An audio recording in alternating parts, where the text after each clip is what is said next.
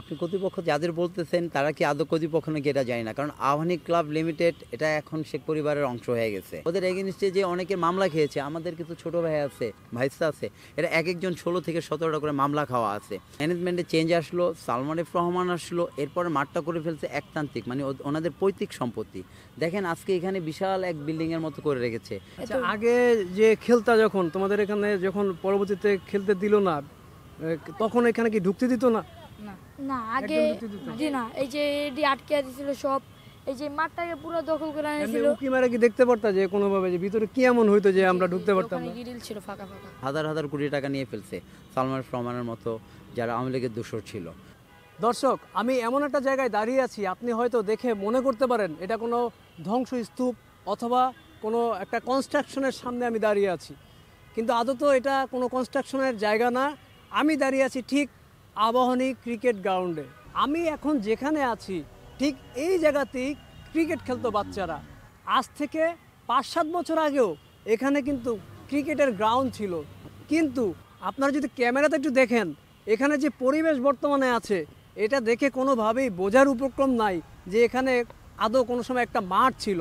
এই অবস্থা দেখে আপনারা হয়তো মনে করতে পারেন যে এটা কোনো একটা কনস্ট্রাকশন হচ্ছে, আবাহনী ক্লাবের কোনো একটা উন্নয়ন হচ্ছে, কোনো একটা কাজ করছে, কিন্তু বাস্তবে তা নয়। এখানে যা হয়েছিল সেই বিষয়গুলো আমরা জানবো, আমাদের সাথে থাকুন।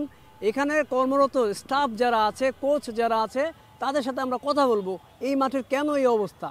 দর্শক, কয়েক বছর আগের আবাহনী ক্লাব আর এখনকার আবাহনী ক্লাব রাত দিন তফাৎ।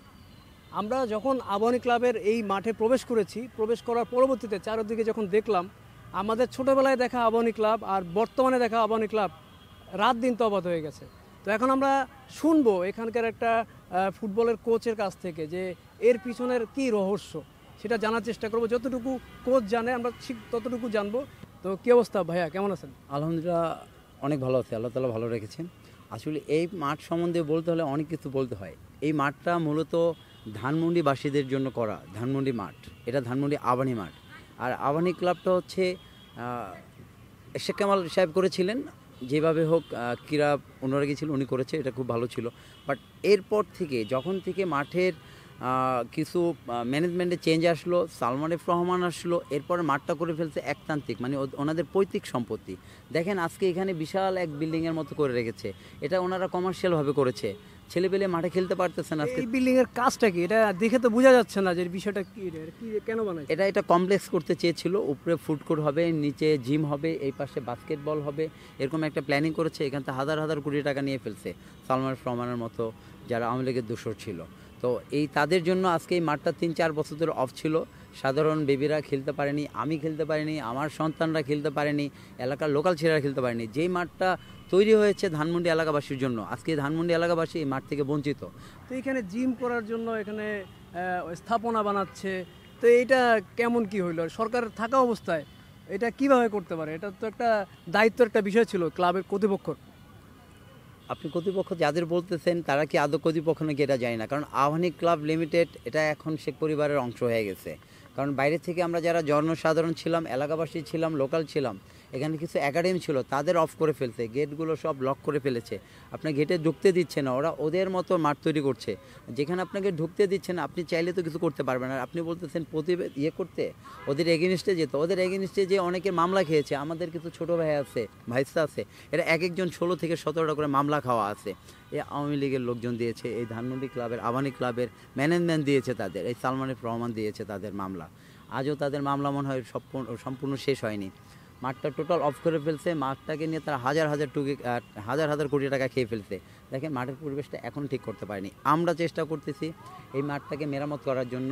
আচ্ছা, তো এই মাঠের বর্তমান দায়িত্বের ভিতরে যারা আছে তাদের কাছে আপনাদের দৃষ্টি কীরকম, মানে এটা কতটুকু বেটার করতে পারবে আগের তুলনায়?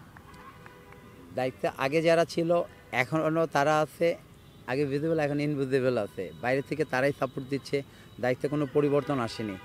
আমরা কি লোকাল যারা আছি আমরা মাঠটাকে একটু ওপেন করে বাচ্চাদের খেলার সুযোগ করে দিয়েছি, কিন্তু ক্লাব যেটা আমরা অফিসিয়াল বলি, এটা অফিসিয়াল এখনও চেঞ্জ হয়নি, ওই আগের অফিসিয়ালে রয়েছে। হয়তো বা অন্য যারা দু একজন বড় লেভেলে ছিল তারা হয়তো বা গ্রেফতার হয়েছেন, কিন্তু মাঠের কোনো পরিবর্তন এখনো হয়নি। এই মাঠটাকে প্রায় 8 থেকে 10 লাখ টাকা লাগবে মাঠটাকে একটু সংস্কার করতে, এতে এলাকার সন্তানগুলো খেলতে পারবে।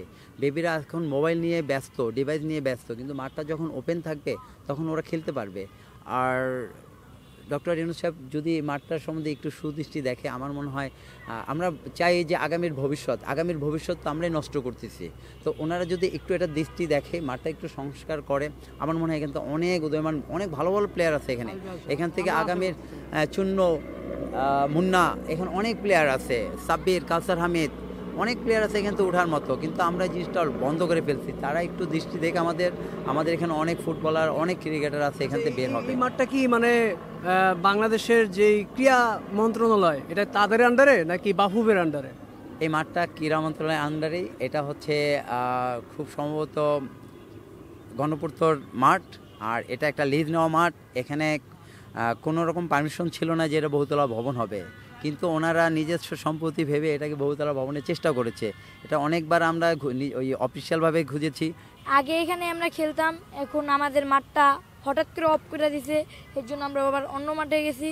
আবার এই জায়গা মাঠ ঠিক হয়েছে, তারপর আমরা আবার আসছি।